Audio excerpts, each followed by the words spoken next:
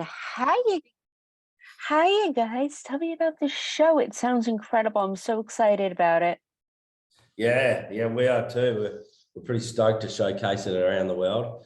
Um, it's if people love to see Australia, this is probably seeing Australia at its best. You've got big crocodiles, family catching the crocs up north. We're on ranches catching wild cattle, big buffalo, and then just showcasing day-to-day life of our family from running tourism businesses up through the territory that include big airboats, big crocodiles and choppers, and then going out hunting with all the traditional owners. Going out hunting with all the TOs, all the locals. So it's pretty full on, and every corner there's a new thing happening. Nice. Now, how did the premise of the show get started? Because I love the idea for it. What's that? The premise of the show, like, how did you come up with the idea? Your life. Yeah, there's not much of an idea there. It's just what we do daily.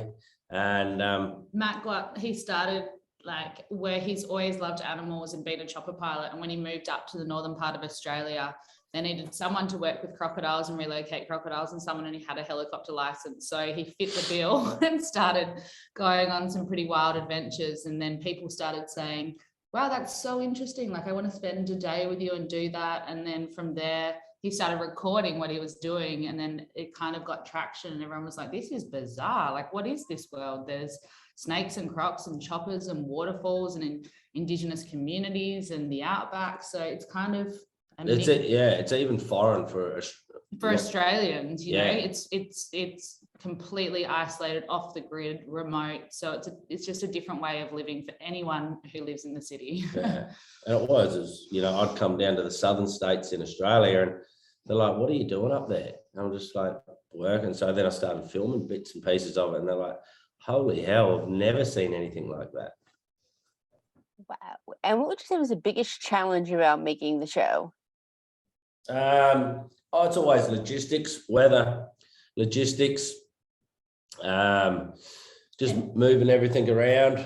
Everything with wildlife's unexpected. And our little 3-year-old son, or he was 2 at the times in the show, so they say don't work with animals and children. So there was logistics, outback, bad weather, children, animals. It's like a perfect storm. So yeah, always challenges. Nice. And are we seeing your son on the show, or was he not in the footage? How's that working? No, he's there. He's pulling out 14-foot snakes, and he's a 2-year-old, and he's getting right in amongst it. He's out there catching bulls with us and helping out there. We're pulling out crocs, catching crocs out of water holes, and he's got to just sit up on the bank waiting for us and until it's all safe. In one episode, Matt and I went to get some bait, some fishing bait, and Banjo was with us, and there was a massive croc in the water hole that shouldn't have been there. So we had to pull out the croc, and Banjo sort of sat on the sidelines and just watched us pull out a croc and commentated from the sidelines. So, that's a pretty surreal thing for people to watch, and to see a 2-year-old just so at peace and at ease with his parents pulling out a croc in front of them. That is so cute. I cannot wait to see that. I'm sure Banjo had a lot of fun with that. Yeah, he did. Nice. And what was your favorite moment about filming? I think just having the family there this time, filming. We've done a lot of stuff in the past.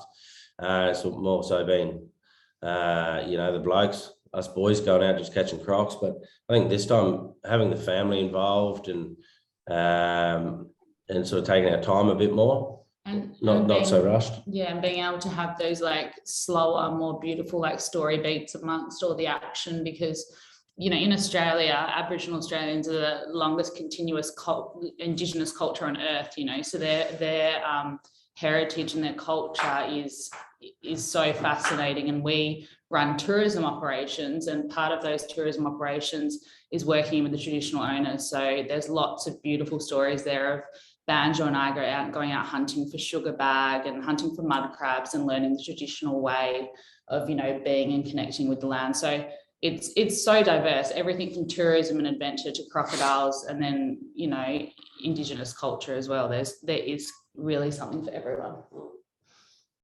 I'm so excited about it. And are you working on any other projects right now, or is this pretty much your baby now? We are, no, not really. We're just sort of running our businesses up north. Get ready to like head over to America shortly, and About to have baby number 2. yeah. Oh, congratulations! When is baby Yeah. number 2 coming?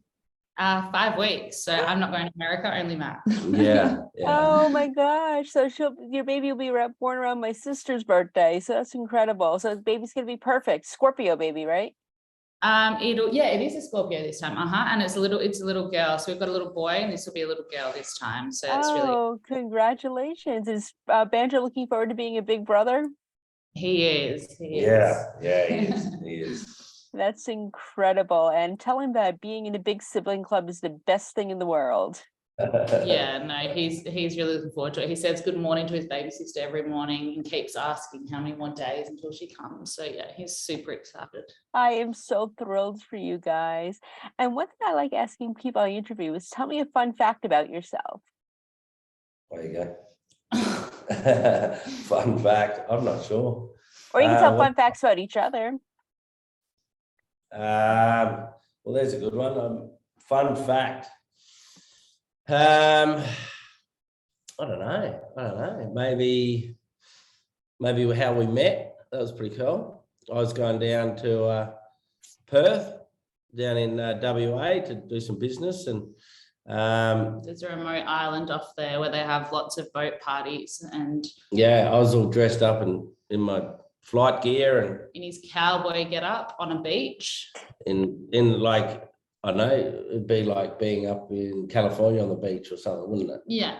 So there's a cowboy comes to California kind of vibe going on. And yeah, I flew in there and to see my business partner, and we sort of disagreed on a couple of things, which was fine. But I think the funniest thing is that Matt was dressed in full cowboy gear, flew into an island, landed on a beach in front of a boat that I was on, got out of a helicopter dressed like a cowboy and got onto the boat that I was on. And just before that, my girlfriend was like, Kaya, who are you dating? You're never going to meet anyone. You never put yourself out there. And I was like, one day my angel will just fall from the sky. And literally, look, Matt literally flew in a helicopter, landed on a beach and got on the boat. And everyone that was there that day were like, we will never, ever forget that. Oh, wow. Well, maybe mine will fall from the sky. I love it. I think that's by far my favorite How We Met story of all time. That's the greatest of all time. I love that. Yeah. And since we're a TV site, what are you guys watching these days? Oh, what? Watching on TV? We don't watch TV. No. No, I did that Game of Thrones. So definitely that's House of Dragons. Yeah, so we just did a big promo for House of Dragons, and I've just started getting into that. It's pretty good. It's pretty good, which is probably old news for you guys over there. We only just got it here in Australia. Yeah, it's really good. I won't spoil it for you, but you are going to love it.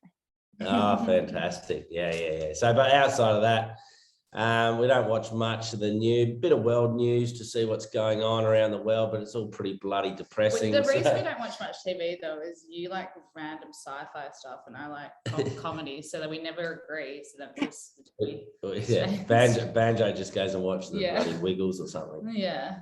That's adorable. And where can we find you on social media so we can continue to follow your career?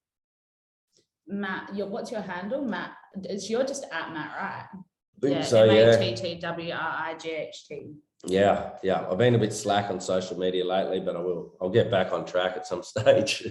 I'm not a big hitter for social media, but it is a powerful tool that we don't utilize enough. In saying that, Matt has 5 million TikTok followers, and one of his videos got 600 million views, which is like wild. Yeah. That is wild. Yeah, I like that. I'm gonna have to check that out. I will send you a follow. Definitely. I appreciate you both taking the time.